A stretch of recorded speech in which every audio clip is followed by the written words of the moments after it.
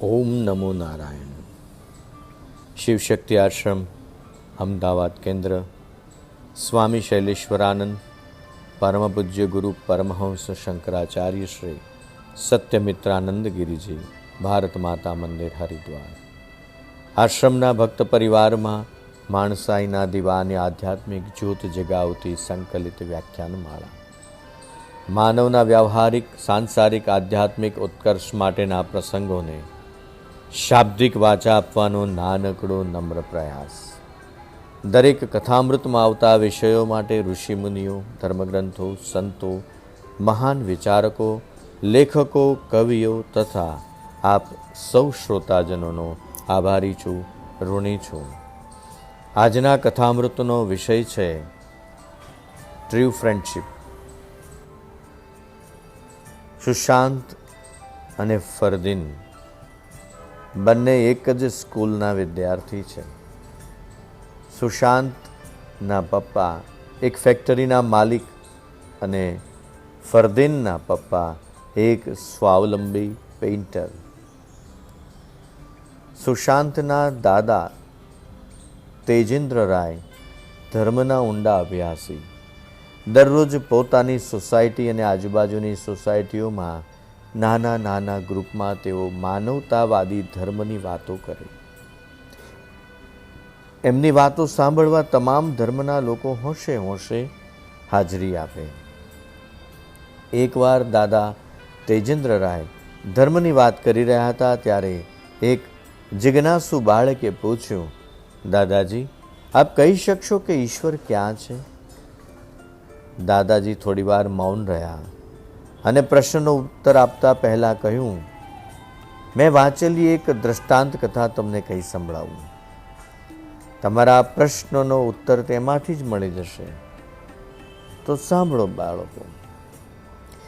એક બાદશાહે કાજીને પ્રશ્ન પૂછ્યો કે ઈશ્વર ક્યાં બેસે છે, કઈ દિશામાં મુખ રાખે છે અને તે શું કરે છે? પ્રશ્નો અઘરા હતા એટલે કાજી થોડા અકળાયા.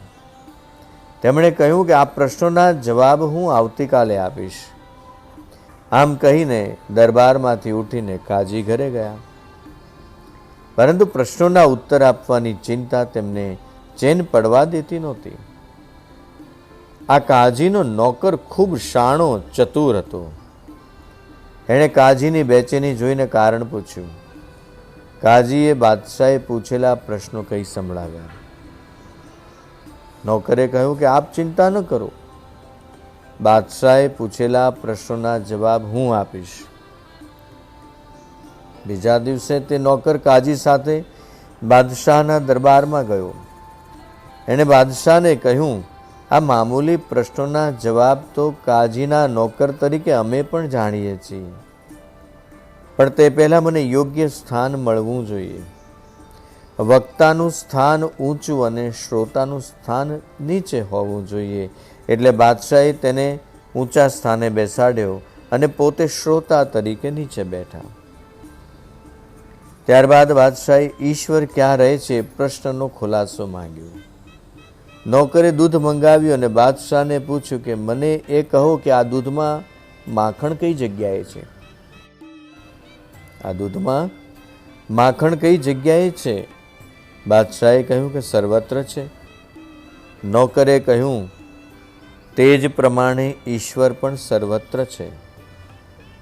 મંથન કરી જેમ માખણ કાઢવામાં આવે છે તેમ ભક્તો હૃદયમાં મંથન કરી પ્રભુને પ્રગટ કરે છે. હવે આપનો બીજો પ્રશ્ન. નોકરે બાદશાહને કહ્યું, ઈશ્વર કઈ બાજુએ મુખ રાખે છે? નોકરે દીવો મંગાવ્યો અને કહ્યું, મહારાજ, આ દીવાનું મુખ કઈ બાજુએ છે? બાદશાહ કહે છે કે બધી બાજુએ છે. નોકર કહે છે, એવી જ રીતે ઈશ્વર પણ બધી જ બાજુએ પ્રકાશ આપી રહ્યા છે. બાદશાહનો ત્રીજો પ્રશ્ન, ઈશ્વર શું કરે છે? નોકરે કહ્યું કે આપ વજીરની જગ્યાએ બેસો અને વજીરને આપની જગ્યાએ બેસાડો તો. બાદશાહે નોકરે કીધું તેમ કર્યું. એટલે નોકરે સ્પષ્ટતા કરી, જેમ મેં તમારી બદલી કરીને સ્થાન ફેર કરાવ્યો, તેમ ઈશ્વર કર્મ અનુસાર રાજાને રંક અને રંકને રાજા કરે છે. બાદશાહ નોકરના જવાબથી પ્રસન્ન થઈ ગયા. તેને માનપાન આપીને વિદાય કર્યા. પેલા પ્રશ્ન કરતા જિજ્ઞાસુ બાળકે કહ્યું, દાદાજી, મને મારા પ્રશ્નનો જવાબ મળી ગયો. માણસો જાતે જ ખોટા પ્રશ્નો ઊભા કરી ઈશ્વર કે અન્ય દેવો માટે સમસ્યાઓ પેદા કરે છે. આ સભામાં સુશાંત અને ફરદીન પણ હાજર હતા.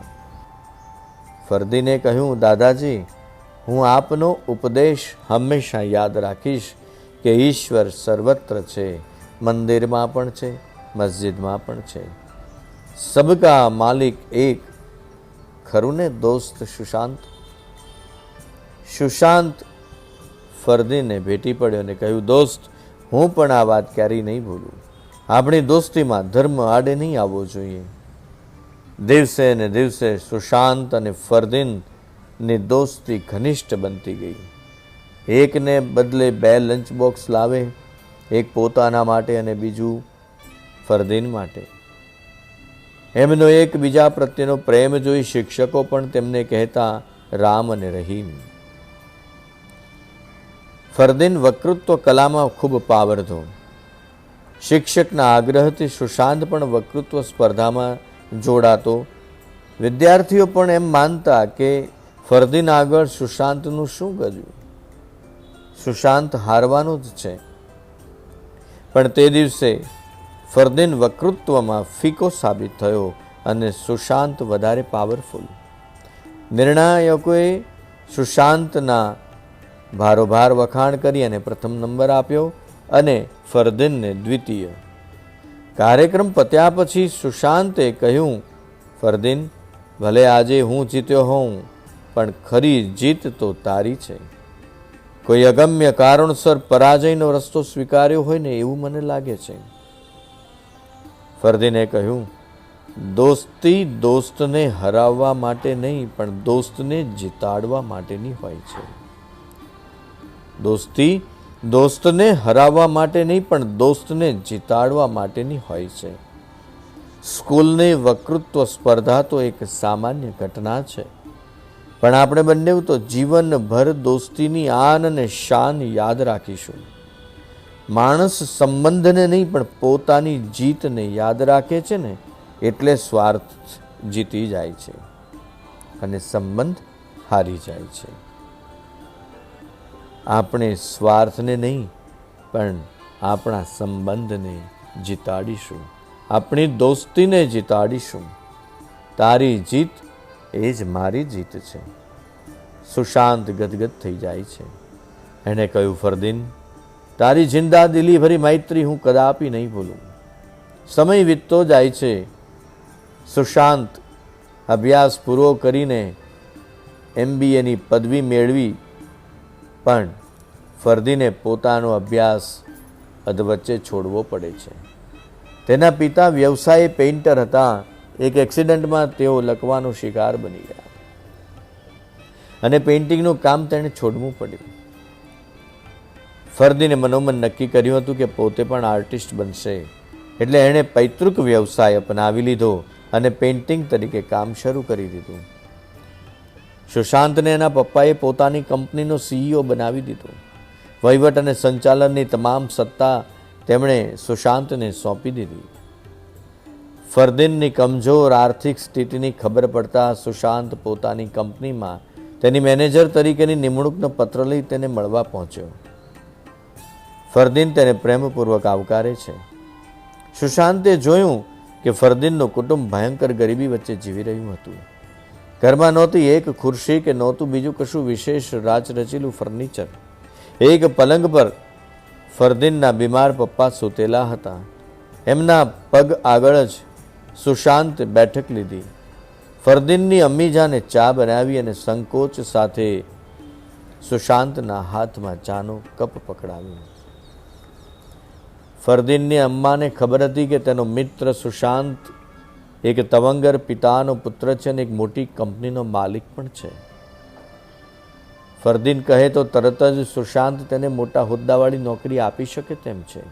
એટલે એમણે આડકતરી રીતે ઘરની આર્થિક વિટંબણાઓનું વર્ણન શરૂ કરી દીધું. ફરદીન તેમને અધવચ્ચે રોકતા કહે છે, મારો મિત્ર ઘણા દિવસે મને મળવા આવ્યો છે. આપણા રોદણા રડીને તેને દુભાવશો નહીં. ફરદીનની અમ્મી ચૂપ થઈ ગયા. પણ સુશાંતે કહ્યું, અમ્મી જાન, તમે માત્ર ફરદીનના જ નહીં પણ મારા માટે પણ માતા સમાન છો. માં દુઃખી રહે અને દીકરો લહેર કરે એવો સંબંધ મને ફરદીનના મિત્ર તરીકે ખપતો નથી. લો, આ રહ્યો ફરદીનને મારી કંપનીમાં મેનેજર તરીકેનો નિમણૂકનો પત્ર લઈને જ આવ્યો છું. મેનેજર તરીકેને કાર અને બંગલો પણ મળશે. સુશાંતની વાત સાંભળી ફરદીનની મમ્મીએ અઢળક દુઆઓ વરસાવતા કહ્યું, બેટા, અલ્લાહ જબ દેતા હૈ તો છપ્પર ફાડ કર દેતા હૈ.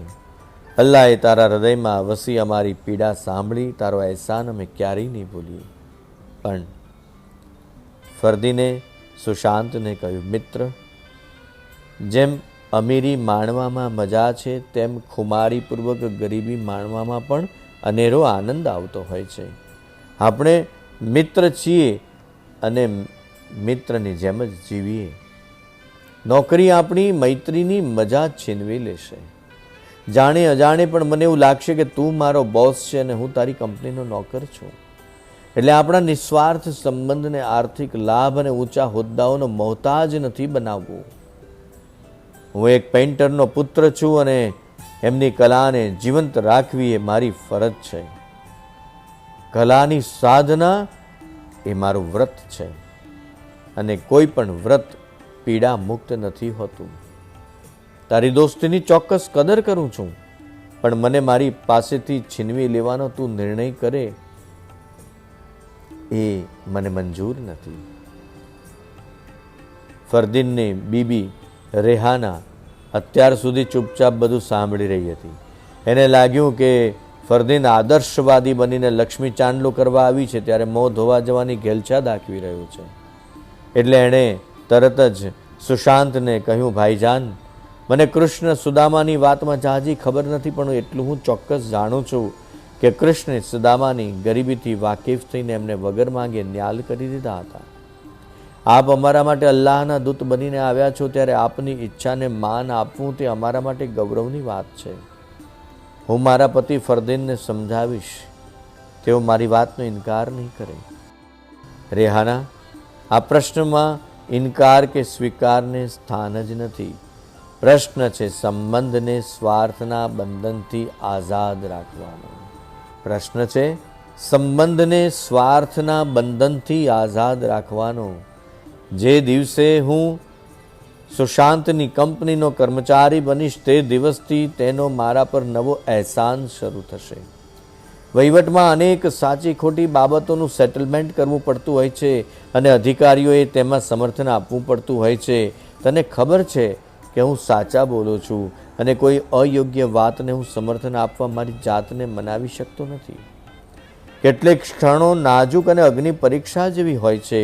એ અગ્નિ પરીક્ષામાં સંબંધને આંચ ન આવે એવું હંમેશા બનતું હતું નથી. સંબંધને નંદવાતો બચાવવો હોય તો એને પ્રલોભનથી મુક્ત રાખવો જોઈએ. સુશાંત, અરે મારા ભાઈ, તારી ઉદારતાની હું ચોક્કસ કદર કરું છું, પણ મને મારી રીતે તું જીવવા દે પ્લીઝ. સુશાંતે ફરદીનની મહાનતાને મનોમન વંદન કરીને કહ્યું, દોસ્ત, સંબંધની શાનનું રહસ્ય શીખવીને આજે તે મારી બોલતી બંધ કરી દીધી. પણ કોઈ અણીની પળે મારી જરૂર પડે ને ત્યારે મારા ઘરના દરવાજા સદાય માટે ખુલ્લા છે. ફરદીનને ભેટીને સુશાંતે વિદાય લીધી. આજે ફરી એકવાર ફરદીને હારીને જીત મેળવી લીધી. સુશાંતના ગયા પછી ઘરમાં કંકાસનું વાતાવરણ સર્જાઈ ગયું. ફરદીનના નિર્ણયથી નહોતા તેના અમ્મીજાન ખુશ કે નહોતી ખુશ બીબી રેહાના. ફરદીનના લાચાર પપ્પાની આંખો પુત્રની ખુમારીને અશ્રુનો અર્ઘ્ય અર્પી રહી હતી. આ વાતને 2 વર્ષ વીતી ગયા અને ફરદીનના પરિવાર પર કાળનો કોપ ઉતર્યો. શહેરમાં એકાએક ભૂકંપ સર્જાયો. ધરતી ધ્રુજી ઉઠતા અનેક મકાનો જમીનદોસ્ત થવા લાગ્યા. ચો તરફ કરુણાક્રંદ ચીસો અને ભાગદોડ. ફરદીનનું જૂનું પુરાણું મકાન પણ કાળના પ્રકોપ સામે લાચાર બની ગયું. એક ઝાટકે ગરીબ નિવાસ ખંડેર થઈ ગયું. ફરદીન, તેની પત્ની રેહાના, એના અબ્બાજાન અને અમ્મીજાન કાળનો કોળિયો બની ગયા. પણ જીવિત રહ્યા ફરદીનના 2 બાળકો, પુત્ર અશફાક અને પુત્રી ફાતિમા. બીજા જ દિવસે સુશાંત દોડતો ફરદીનના મકાને પહોંચી ગયો. ફાયર બ્રિગેડના માણસોએ મકાનમાંથી બહાર કાઢેલી 4 લાશોને કફન ઓઢાડીને 2 જીવિત બાળકોને છાના રાખી રહ્યા હતા. આજુબાજુના લોકોએ સુશાંતને કહ્યું કે સાહેબ, આપ તો બહુ મોટા માણસ છો, આપની લાગવગથી આ નોધારા બાળકોને અનાથાશ્રમમાં રહેવાની વ્યવસ્થા કરી આપશો. ફરદીનભાઈ જીવ્યા ત્યાં સુધી આપની મૈત્રીના વખાણ કરતા થાકતા નહોતા. સુશાંતે કહ્યું કે આ બાળકો અલ્લાહની દેન છે. ફરદીનના મિત્ર તરીકે એમની દરકાર લેવાની મારી ફરજ છે. અને પોલીસ વિધિ પતાવી સુશાંતે બંને બાળકોને લઈને પોતાને બંગલે પહોંચ્યો. સુશાંતની મમ્મીએ કહ્યું હતું, આ બાળકોનો ધર્મ આપણા કરતાં જુદો છે, તો તેના માટે તે કોઈ નક્કર પગલાં લીધા છે ખરા? સુશાંતે કહ્યું કે હા મમ્મી, ભગવાને આ બાળકોને એક બાળક તરીકે જન્મ આપ્યો છે, અમુક ધર્મના બાળક તરીકે નહીં. અને મોટા થયા પછી તેઓ પણ ધર્મનો પ્રશ્ન ઊભો ન કરે એ માટે મેં આજથી જ એક અનોખી વ્યવસ્થા વિચારી રાખી છે. એવી તે વળી કઈ વ્યવસ્થા છે? મમ્મીએ પૂછ્યું. આપણી કંપનીનો એક ફ્લેટ આ બાળકો માટે હું અલાયદો રાખીશ. તેમની દેખરેખ માટે કર્મચારી નિયુક્ત કરીશ. તેમના ભરણ પોષણ અને ઉછેરની જવાબદારી હું અદા કરીશ. મારે કોઈનો ધર્મ નથી છીનવવો. બીજાના ધર્મની ઇજ્જત સાચવવી એ જ અલ્લાહ અથવા ઈશ્વરનો પૈગામ છે. આવું કહીને સુશાંતે ફરદીનની તસવીરને વંદન કરીને કહ્યું, દોસ્ત, ભલે તું જન્નત નશીન થયો, પણ આપણી દોસ્તી સલામત છે અને સલામત છે તારી જીવનવાડીના 2 ફૂલડા. સુશાંત ફરદીનના ફોટાને બાથમાં લઈને આજે ધ્રુસકે ને ધ્રુસકે રડી રહ્યો છે. આને કહી શકાય છે સાચી ધર્મ દોસ્તી અને સાચા ધર્મ દોસ્ત. અસ્તુ શુભમ ભવતુ.